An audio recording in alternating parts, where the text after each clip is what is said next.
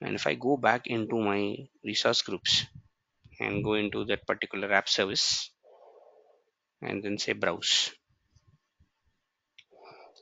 I have my connection strings, everything in place out here, and I'm now able to see all the data reflecting, or whatever data that I injected on the app service reflecting on the portal out here.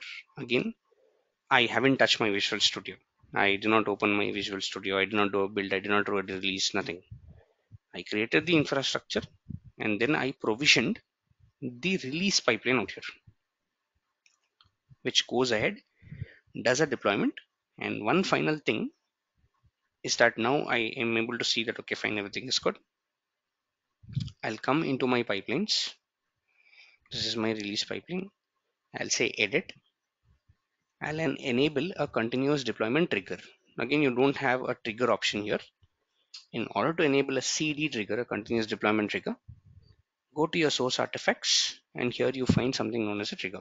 Just enable this so that whenever your build completes, whenever the build pipeline completes, it goes ahead, triggers the stuff. So now as a developer, I go ahead, raise a PR. Now let me come out to the diagram. As a developer, I go ahead, raise a PR and merge my changes into the develop branch. This is going to kick off a continuous integration pipeline, which is going to give me the artifacts, and as and when the artifact is present, it's going to take into the release process and it's going to go into the stages that is configured, like development and all these things out here as such. And then it's going to go ahead and release my code and make my infrastructure ready. I mean, make the, let's say, infrastructure ready and the application ready out here as such out. Yes, any questions till here? Anyone, any questions till here?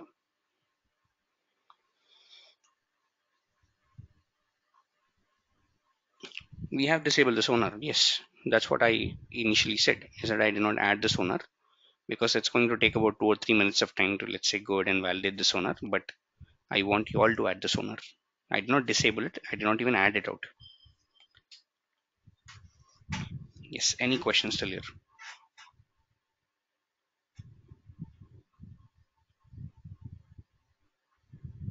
Anyone, any questions that I can take till here?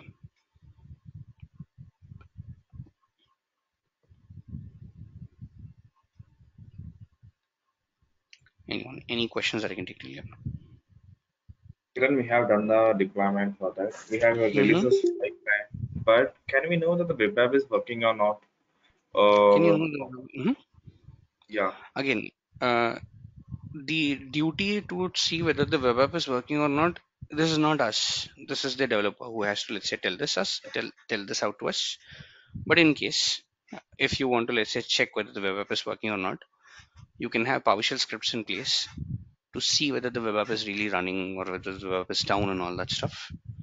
Or you can work with a QA and take something called as a Selenium test case and add it inside your pipeline to see whether that particular application is actually working or actually, let's say, down and all that stuff. Again, if you want to do that, that kind of comes under something called as a functional testing. It's a functional and integration testing. And when we do a project, an end-to-end project out here, we'll also cover what is a functional test, what is an integration test, how do you, let's say, add it inside your, let's say, pipeline and all these things out. But yes, to answer to your question, yes, we can do that. Yeah. Sure. Sure, Kiran. Thank you. Yes, any more questions here, guys?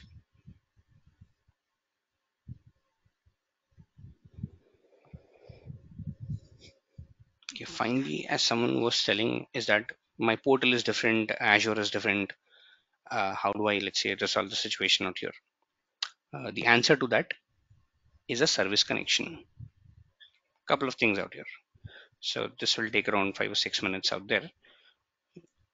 Should I go ahead, guys, with this topic, or is it already too much for the day? Am I good to go Yes, ahead sir. with a service connection topic? Yes, sir. Okay, so let's do that. Since you need to practice this out, let's see. I have an Azure DevOps portal which wants to communicate with an Azure portal out here. So I have the tenant and I have a subscription, and it wants to do changes inside this particular subscription. So just like we did for Sonar, we need to add a service connection between two software as services, between Azure DevOps and the Azure portal. This is a connection that we need to establish. Now, before I go ahead and just talk about the service connections out here, one thing that I want to ask y'all is, now I need some inputs out here, is that if I am able to go ahead and make changes onto my Azure portal. Now this is my Azure portal. I'm able to add the resource groups. I'll be able to delete the resource groups and all these things out. I'm able to do all these things out, right? What do you think, or why do you think I'm able to do all these things? What kind of a permissions, or which kind of a permissions do I need, and where should I be added in my Azure portal? Why do you think I'm able to do all these things out here? Or how do you think I'm able to do all these things as a user? Anyone? I need some inputs here, guys, before I move forward. RBAC, sir, role-based access management. Role-based access control, yes, and I need a kind of a role on my subscription. This is where you add the RBAC. Again, you can have an owner, contributor, reader, and all these things out here. And since I need to make changes, I either need to come like an owner or a contributor. So I, on my subscription, I am an owner. That's the reason I'm able to make all these changes. Also, don't you think my user ID should be added here? Added here as in added on the tenant. Again, coming back to the very first classes out here. Let's go back into Active Directory. Active Directory out here. I go into the users. I am a part of this particular user group called classes Azure DevOps. So two conditions out here. A, I am a part of, let's say, that particular user group, part of the tenant. B, I have an RBAC on the subscription. These are the two things that I do. I am a part of the tenant, I'm a part of the subscription. Now my question is that if Azure DevOps needs to talk to the Azure portal, it's no different. It needs to be added on the tenant. It needs to be given an access. But unlike you and me, Azure DevOps is not a user. Azure DevOps cannot just go ahead and, let's say, put its ID, password, and all that stuff and sign in. No, Azure DevOps cannot do that. Azure DevOps is a software as a service application. It's a SaaS application out here. I need to treat it in the same way, because of which now I'll say, if I want to add you, let's say I want to add one of them in the class onto my portal, give them the access. I'll go to the users, add them as a user, take that user ID, assign them something known as an RBAC on my subscription. But in case of Azure DevOps, what I'll do, I'll just scroll down, and there is something called as an app registration to register all your external applications out here. For example, I have something called 7 a.m. class registration, all that stuff. Earlier, I did all these things. So what I'll do, I'll say new registration, and I will say, okay, fine. The name of the registration, I'll say this is DevOps Learning 8. Same name as my, let's say, the project that I do have. I'll say supported accounts. I'll just select the first option saying account is in the single directory and etc. And the platform, I can say it's a web platform or something like this. This is again optional in nature. If you want to give it, it's okay. It's up to you.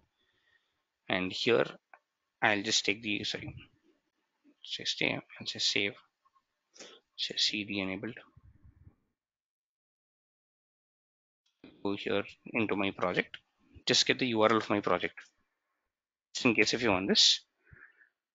Again, this is optional. You don't really have to, let's say, go ahead and do this, but you have to create or you have to register Azure DevOps as an app registration. So now, as and when I clicked on register, now if I go into app registration, just refresh my screen, I have something called as a DevOps Learning 8.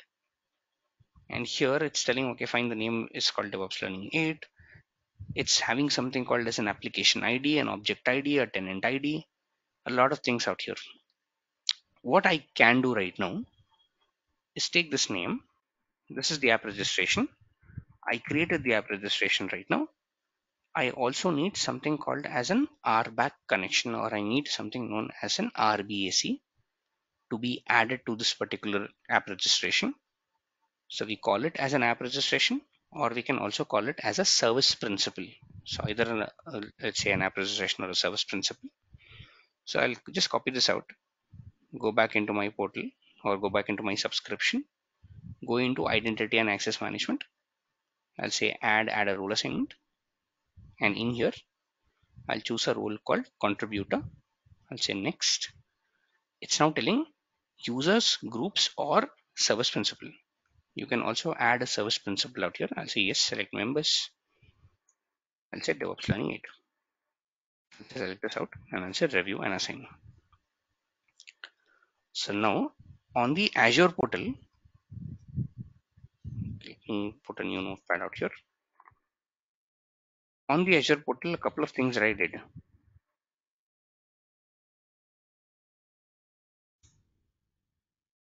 I created an app registration on the Azure tenant,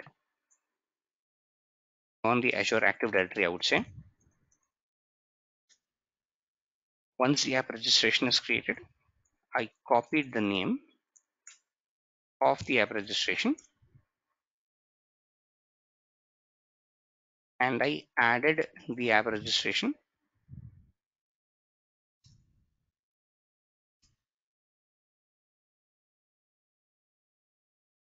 to my,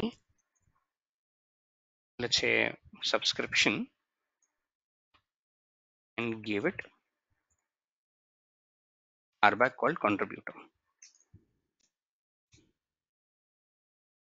One final thing that I'll do, I'll come back to my app registration out here, into the app registration, and there is something called client secrets and certificates. I'll click on this. I'll say I don't have a secret. I'll say add a secret. The name of the secret is called DevOps deployment. Add this out. Now I have a secret value. I'll just copy this, sit in the notepad. So finally added a secret. Why did I add a secret? We'll talk about that. So the secret is a huge lengthy one. I just added this out. I'll say great, this is a secret that I've added. Good. And finally, what I'll do is I'll go back into my Azure DevOps portal now. Until now, I've been doing changes, or until now, I've been, let's say, registering an app service registration, adding the role-based access control, and then I added a secret. Come now into the DevOps portal and configure a connection. Until now, I never configured a connection out there. I never really did anything in my DevOps portal. Everything that I was doing is in the Azure, let's say in the Azure portal to make it ready.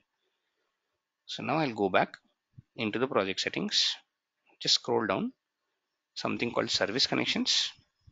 And in here, there is already a service connection because I just authenticated it. And when I authorized it, Azure DevOps simply did the same thing that I did. Manually, I went and added the service principal and all this stuff. Azure DevOps simply did what I was doing manually. I'll say new service connection. Now say this is an Azure Resource Manager connection out here. I'll say next. It says service principal automatic, but I cannot do a service principal automatic if your portal and the, let's say, Azure DevOps are different. So I'll do a service principal manual. I'll say next. I'll say I want to establish a connection with the Azure cloud. You have things like Azure China, US government, and etc. But in my case, I'm doing the Azure cloud out there. I am establishing a connection at a subscription level. whose subscription ID, if I go back, is this. See something like this. Paste this here. Subscription name, Visual Studio Enterprise subscription. Service principal ID. It's telling, okay, fine, please give me the service principal ID or the client ID of your app registration. So I'll say, okay, fine, great. Let me go into my app registration, which I have configured. Get something called as a client ID, or it's also called as a service principal ID. Place this in. Now it's asking, okay, fine, I have got the service principal ID. Now tell me, how should I authenticate it? I have a key, so I'll take that key out here, and finally it's asking me what is my tenant ID. I'll copy this, come back, say verify this out. Now the verification is successful. So a couple of things that I did. I configured everything on the Azure portal, and I'm now configuring the service connection on the DevOps portal. The service connection type is an ARM. Service connection mode is manual. In here, I need to fill up details like the subscription ID, the tenant ID, the tenant name or the subscription name, service principal ID. There's also the client ID of the app registration and the key.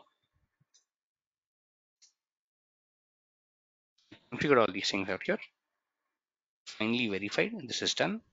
I'll say this is DevOps 8 a.m. Say verify and say finally, please make sure that you are granting access to all the pipelines. I'll say verify and save this out. So now I have a service connection to my Azure portal. And the way you need to use this is just come down to your release pipeline, edit this out. And while you're creating the release pipeline, click on this, save the Azure subscription with the name called Devops ATM. And the rest remains the same. The rest of the values remain the same out here. So this is the Devops ATM out here, and all the values remain the same. I'll say updated service connection. This is how you go ahead, create a service connection, and this is how you go ahead and use the service connection out here. So these are the steps that you need to follow to go ahead and create that particular service connection out there as such. Yes, any questions till here? Anyone, any questions till here? Anyone, any questions that I can take till here?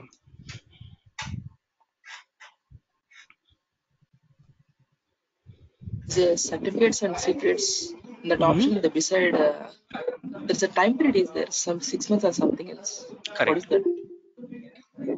The expiration of the secret. Every time you create a secret, So it has there's a the minimum is, expiration. Mm-hmm. okay. The minimum means 6 months only. Not really. So if you click on this one, Or we can you can do a extend. custom also. You can do a custom. 24 months, 3 years, you can do a custom period. But yes, if the minimum is 3 months, so 3, 6, 12 months, recommended is 6. You have 3, 12, 18, 24, and also a custom time period. And we keep rotating it out, meaning if this expires, your Azure DevOps won't work. So you'll have to, let's say, create a new secret and all that stuff as and when this expires out here as such. Good question though. Yes. Any more questions here?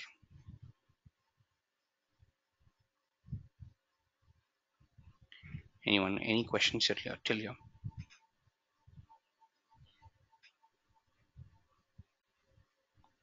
Hi, sir. Good, please. Then we have to manually change the keys like every time the key expires, sir. Yes, you'll have to do that In manually. portal. Correct. You'll have to do that manually. So you'll have to do that manually once in a year. And you'll have to Yes. update your service connection. So whenever you change a key, right, you'll have to again come back to your service connection, because your service connection right now won't work if the key is not updated. Click on the three dots or click on this one, say edit, and you can update the key out here. So you'll have to update the key and then verify this out once again. So this is something that you'll have to do at least once a year.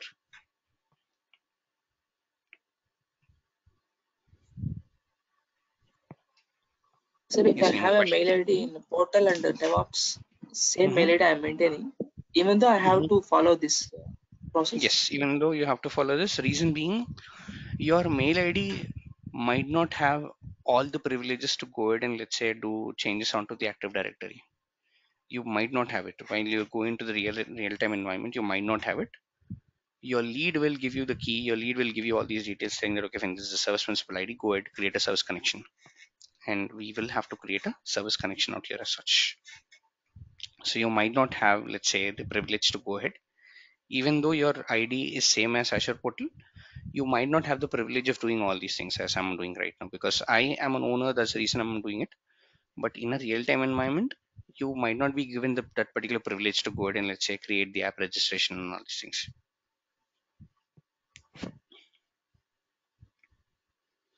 But yes, this is a good to follow procedure. If you have the idea, one of the interview questions they ask is that what do you mean by service connection? How do you establish a service connection? Can you give me some details? I'm getting some errors in my service connection. How do you resolve that and all these things out here? Yes, any more questions here?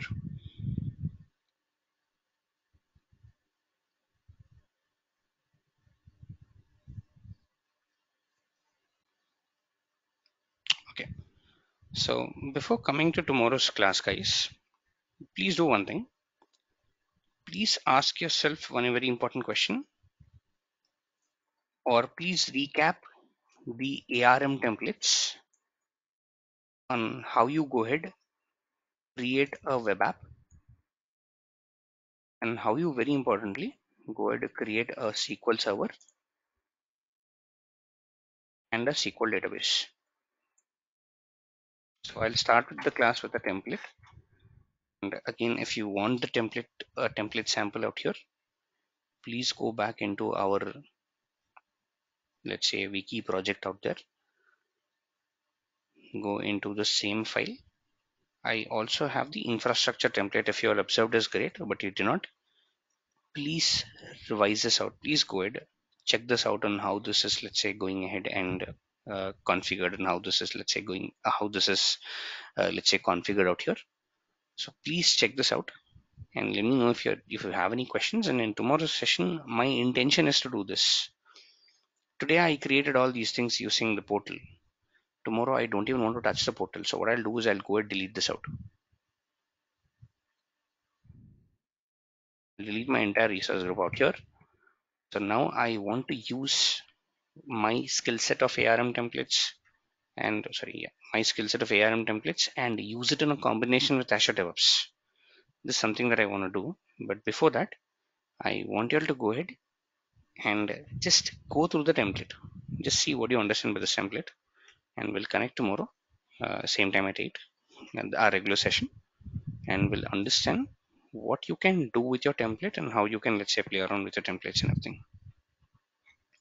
Any questions before I close, guys? Anyone? Any questions?